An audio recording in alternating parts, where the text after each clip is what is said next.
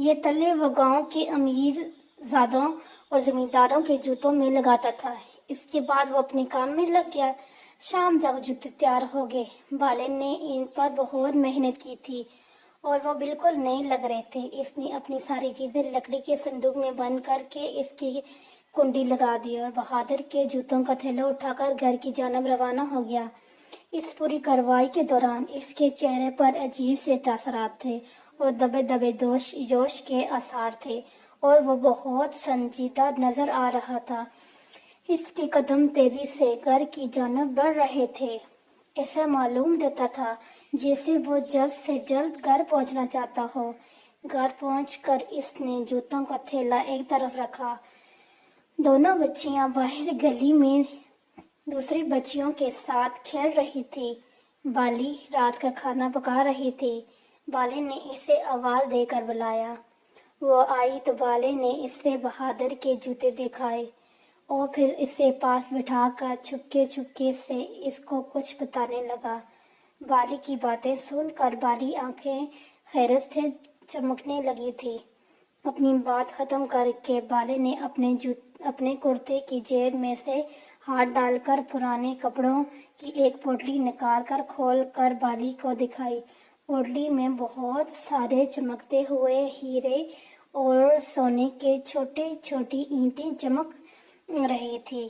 ان کو دیکھ کر بالی حیران بھی تھی اور خوش بھی۔ بالے نے کہا، اب ہم بہادر کے گھر جائیں گے۔ بچیاں باہر نکلی ہیں، کھیل رہی ہیں تو چولہے کی آگ ہلکی کر دے، ہم جلد واپس آ جائیں گے۔ تھوڑی دیر بعد بالا اپنی بیوی کو لے کر بہادر کے گھر پہنچا۔ بہادر گھر پر ہی مل گیا تھا اور سخت پریشان اور فکر مند نظر آ رہا تھا۔ اس نے بالے اور اس کی بیوی کو عزت سے بٹھایا۔ ان کی بیوی اور بیٹیاں بھی ان کے پاس آ کر بیٹھ گئی تھی۔ جب سب لوگ بیٹھ گئے تو بہادر نے بالے کو بتایا کہ اسے پھٹے کے مالک نے سب پیسے دینے سے انکار کر دیا ہے۔ اس نے اس کی بےعزتی بھی کی تھی کہ وہ ادھار لینے کے لیے ہر وقت منہ اٹھا کر چلا آتا ہے۔ بالے نے کہا، بہادر، اللہ بہت رحیم اور کریم ہے۔ اب میں تم سب لوگوں کو ایک عجیب و غریب کہانی سناتا ہوں۔ یہ کہانی سن کر تم سب بہت خوش ہو جاؤ گے۔ اس کی بات سن کر بہادر کی بیوی اور بیٹیاں حیرت اور دلچسپی سے دیکھنے لگی۔ بالی کو تو بالا یہ باتیں پہلے ہی بتا چکا تھا، اس لیے وہ حیران نہیں ہو رہی تھی۔ بہادر کی سمجھ میں کچھ بھی نہیں آیا تھا۔ وہ منہ کھولے بالی کی باتیں سن رہا تھا۔ ان سب کی حیرانی اور پریشانی دیکھ کر بالی کی بیوی مسکرا رہی تھی۔ بالے نے کہنا شروع کیا، بہادر، تمہارے دادا بہت امیر آدمی تھے۔ جب میں نے ان کے جوتوں کی چیڑ پھاڑ کی تو ان کی ایڑیوں میں سے یہ چیزیں نکلی تھی۔ اس نے کپڑے کی وہی چھوٹی سی پوٹلی نکال کر سرگنڈوں سے مونڈے پر رکھ دی۔ سب حیرانی سے اس پوٹلی کو دیکھ رہے تھے۔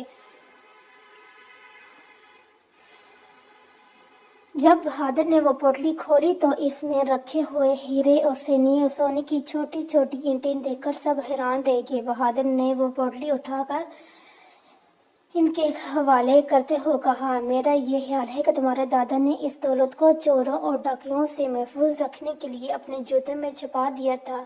اتنی ساری دولت سامنے پا کر بہادر کی حالت دیکھنے سے تعلق رکھتی تھی۔ وہ پھٹی آنکھوں سے اس پوٹلی کو دیکھ رہا تھا۔ اس کی بیوی تو اتنی خوش ہوئی کہ چیخ کر رونے لگی۔ جب تھوڑی دیر بعد ان لوگوں کی حالت سنبھلی تو بہادر بالے کے ہاتھ تھام کر رونے لگا۔ والے بھائی، تم انسان نہیں فرشتہ ہو۔ اس نے کہا، تمہارا یہ احسان میں زندگی بھر نہیں بھولوں گا۔ تمہارے جیسا ایماندار آدمی پورے گاؤں میں کوئی دوسرا نہیں ہوگا۔ بہادر تو اس بات پر خوش ہوا کہ تمہاری بیٹی کے نصیب سے یہ دولت تمہیں ملی ہے۔ اب تو تم اس گاؤں کے بہت امیر آدمی ہو گئے ہو۔ ان چیزوں کو فروخت کر کے ان سے ملنے والی رقم سے پہلے تو بیٹی کی شادی کرنا، پھر کوئی اچھا سا کام شروع کر دینا۔ تھوڑی دیر کے بعد بالا اور اس کی بیوی اپنے گھر جانے کے لیے اٹھ گئے۔ راستے میں اس کی بیوی نے کہا، بالے، تجھے یہ ایمانداری کس نے سکھائی ہے؟ तो चाहता तो इस कीमती खजाने को छुपा भी सकता था, किसी को क्या पता चलता। इनको भेजकर तो घर की छतें ठीक करवा सकता था, मेरे लिए सोने के जेवरात बना सकता था। हम अपनी बच्चियों को गांव के नहीं, पड़ोस के कस्बे में किसी अच्छे से स्कूल में दाखिल करवा सकते थे। बाले इसकी बात सुनकर हंसा और फिर सीना तान कर बोला, हमारे घर की छतों की मरम्मत भी होगी, तेरा जेवर भी बनेगा और हमारी बच्चियां कस्बे के स्कूल में नहीं, शहर के स्कूल में भी पढ़ने जाएंगी। और ये सब मैं अपने हाथ की कमाई हुई पैसों से करूँगा। इसकी बात सुनकर इसकी बीवी खिल उठी और बोली, मैं और मेरी दोनों बच्चियां बहुत खुशनसीब हैं। मुझे इतना अच्छा शौहर और बच्चियों को इतना अच्छा बाप मिला है। अपनी तारीफ सुनकर बाला शर्मा गया।